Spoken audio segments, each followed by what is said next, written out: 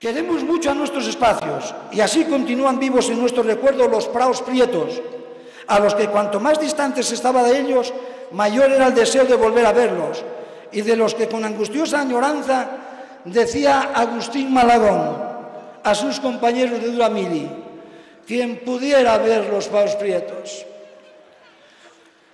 Turcianos, turcios, turcienses, turcinos, turgios, turruptianos, de todas estas formas de gentilicio nos podrían denominar. Es muy extenso decir por qué, pero es así. Y desde hace mucho tiempo por aquí andaban y continúan andando todos los Álvarez, Antón, Arias, Blanco, Bertólez, Cantón, Carbajo, Carrizo, Carro, Castro, Centeno, Cordero, Fernández, Flórez, García, González, Laiz, Marcos, Martínez, Mielgo, Pereda, Pérez, Redondo, Sánchez, San Miguel, Silva, Suárez, Teatino, Toral, Yarza. Hay muchas personas que dejaron huella a su paso por Turcia. Sacerdotes como don Agapito, maestros como don Luciano o doña Blanca, médicos como don Etelvino, secretarios de ayuntamiento como don Solutor. No podemos citar a todos los demás, pero sí vamos a mencionar a alguien especial. Remencionamos a don Secundino Moro Bardón, médico afable y del que nos han hablado todas aquellas gentes que atendió de 1910 a 1930. Tras su plausible estela, le secundó eventualmente su hijo don Bernardo Moro Cirujeda, durante aproximadamente otros 10 años más. Familia cariñosamente recordada y de la que también desciende el cantautor y periodista don Ricardo Cantalapiedra, quien en ocasiones ha descrito en artículos de prensa algunas de las cualidades que caracterizan al pueblo de Turcia. Y brevemente por aquí voy a decir que durante el siglo XIX, hasta el siglo XIX, andaban por aquí y por diferentes motivos, ya no hay vecinos con estos nombres, y es que son nombres preciosos. Existieron hasta el siglo XIX y comienzos del siglo XX. Álamo, Ares, lo resumo, pero escritos están muchos más. Berzón, de Lastra, de Posadas, Gullón, Oribe, Oslé. Este Oslé me dijeron que era belga. Robles, Salvadores, Sieiro, Sutil y Villafáñez, entre otros que están aquí puestos. Un poco de agua. Ese aplauso para Ángel, que nos está deleitando con historia viva de Turcia, porque en Turcia también hay historia. Y ahora, una de aquellas historias con las que se entretenían los turcianos de entonces, ante la inexistencia de aparatos de radio y televisión. Anécdota, esta historia es preciosa. Anécdota que tuvo lugar entre dos personajes célebres de Turcia, entre el tío Félix Menudo y el tío Indalecio. Este último, el tío Indalecio, era hermano del tío Policarpo, conocido por ser el último a quien vimos, yo lo vi, con la vestimenta de la época, ropa negra, recia, áspera, apretada a las piernas, le llamaban bragas. Este era también hermano del tío Froilán y del tío Justo Malagón. Algo debo tener yo de esto. El tío Indalecio era tuerto y dicen que la vista de ese ojo le pasó para el ojo sano, por lo que de ese ojo vería doble. Menudo faro. El tío Indalecio compró un burro a un picapedrero de aquellos que andaban acarreando piedra desde el Barbadiel o desde Valdelafuente para forjar el firme de la carretera. El burro era un ejemplar grande, fuerte, acostumbrado al trabajo rudo, muy disciplinado. La reata a la que pertenecía caminaba siempre en fila india, a paso lento, pero terriblemente constante. Iban ataviados con colores atractivamente llamativos. Y este burro atendía por el merecido nombre de platero.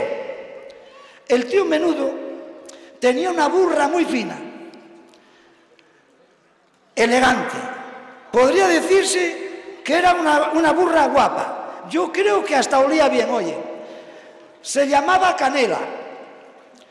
Se acercaba la primavera. Llegó la época de la becera y Platero, con el resto de burros, burras y con todas las vacas del pueblo, se juntaban en las estomas, espacio grande, una especie de humedal protegido por la sombra que le facilitaban los chopos que delimitaban las fincas y prados de la zona, quedando a las órdenes del pastor de turno para llevarlos a pastar a la veiga. Los caballos no iban a la becera porque mordían a las vacas y seguramente no abundaban porque su precio de compra era superior al de los burros. Era el primer año que Platero acudía a la becera. Enseguida vio a la burra guapa y fina.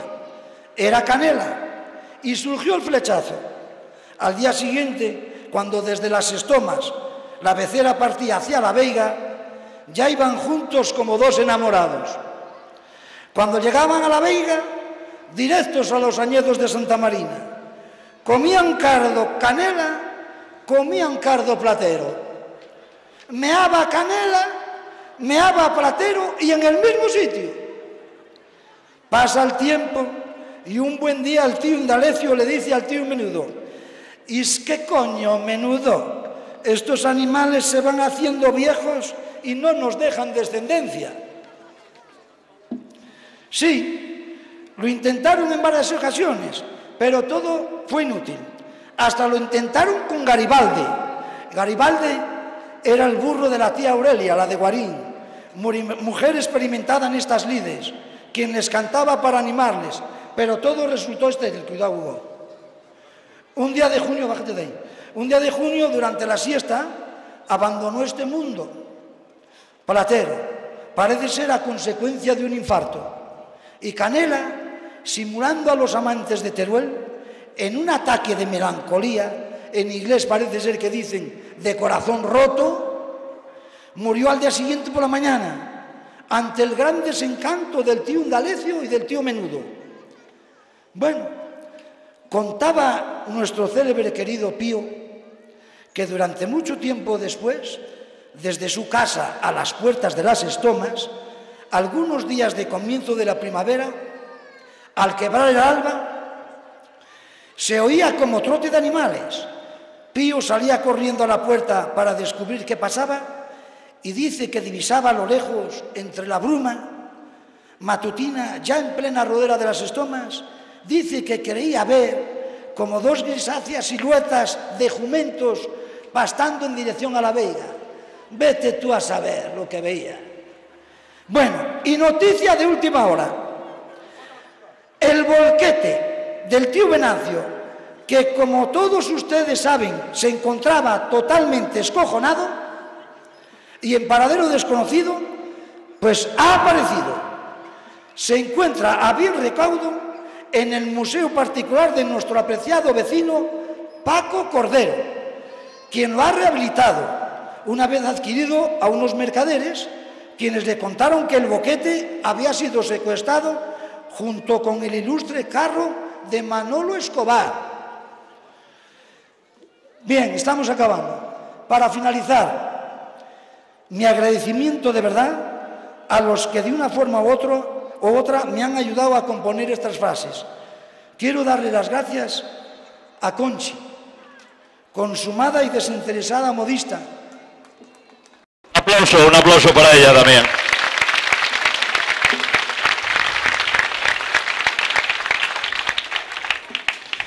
Quiere darle las gracias a Luciano. Un otro aplauso para Luciano.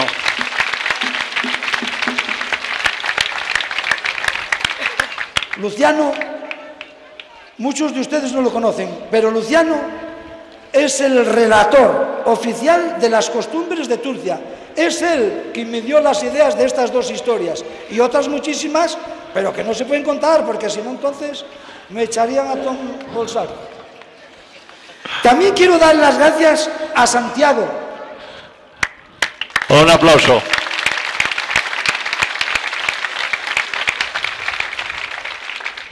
Santiago, sepan ustedes que es ciclista, es atleta, es alpinista consumado. Y Santiago es quien le ha puesto nombre al horizonte tan bello que podemos ver desde la Cachana. Muchas gracias a los tres. Un gran aplauso para ellos. Todo el mundo ayuda, todo el mundo está implicado. Como no podía faltar, os quiero dar las gracias a todos vosotros, porque habéis tenido una paciencia enorme en escucharme. Os doy las gracias de verdad. Debemos dar las gracias a la Asociación de Festejos, que con su dedicación y esfuerzo cooperan en el desarrollo de estas fiestas, con el fin de que cada año mejoren estas, y se les nota que mejoran. Un aplauso para ellos. Gracias en nombre de toda la Asociación Cultural El Castro y entre toda la gente que hace posible las fiestas de Turcia. Gracias a todos. Gracias otra vez a todos los que estáis aquí, a todos los que van a venir a la fiesta. Y quiero dar las gracias a los de Armillada, a los de Palazuelo, a los de Gavilanes, a los de Benavides, a los de Quintanilla al Monte y a todos los que vengan de cualquier otro lugar. Y por todo esto y por muchísimo más, quiero de verdad que disfrutemos de esta fiesta, que se note que Turcia está en fiestas. Y por eso decimos orgullosos: ¡viva Turcia! ¡Viva! ¡Arriba las fiestas de Turcia! ¡Viva! Un aplauso para Ángel y todo lo que se ha dedicado. ¡Vamos!